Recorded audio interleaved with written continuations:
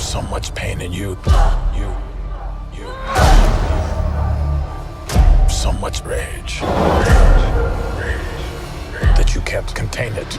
Not the father figure I would have chosen, but hey, at least he's rich. Roll the intro. Okay, Marvel just announced spotlights. Full-length shows and maybe movies that won't affect the entire MCU, but good stories that just aren't on such a large scale. I mentioned this idea in my video about Invasion on Apple TV. The big problem with streaming is how everyone feels that they need to make Game of Thrones when everyone's just gonna sit there and watch Suits for the third time. It'd be interesting to see this across the board for television shows to go back to television quality shows. Except for Star Wars. Don't mess with Star Wars. Do you remember Agents of S.H.I.E.L.D.? That was really good TV. How was Tahiti? It sucked. So let's bring that same energy to Echo, the new Marvel show where Maya Lopez must face her past, reconnect with her Native American roots, and embrace the meaning of family and community if she ever hopes to move forward. Another cool thing is all the episodes are out on the same day, January 10th on Disney and Hulu. Get ready to binge.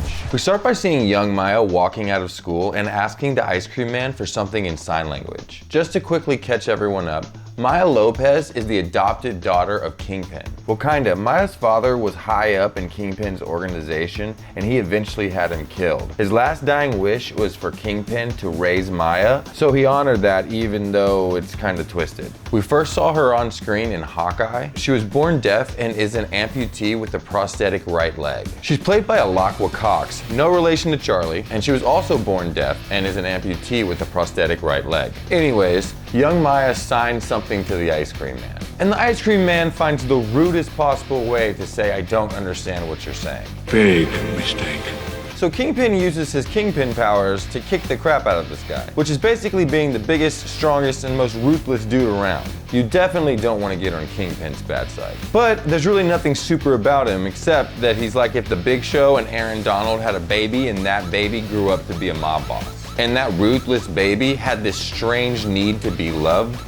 Kind of weird. Vincent D'Onofrio plays Kingpin perfectly from Daredevil, Punisher, Hawkeye, and now this. Young Maya sees Kingpin beating this man bloody, every blow echoing through the alleyway.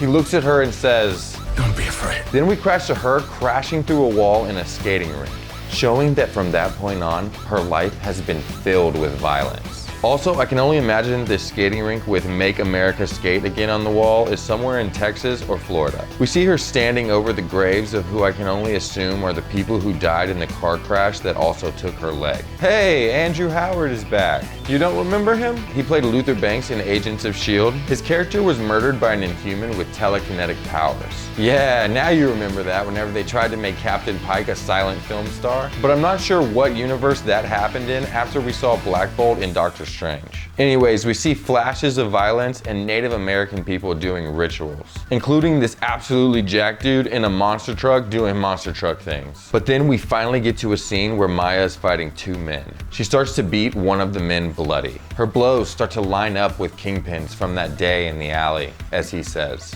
You and I are the same. So, who's the monster?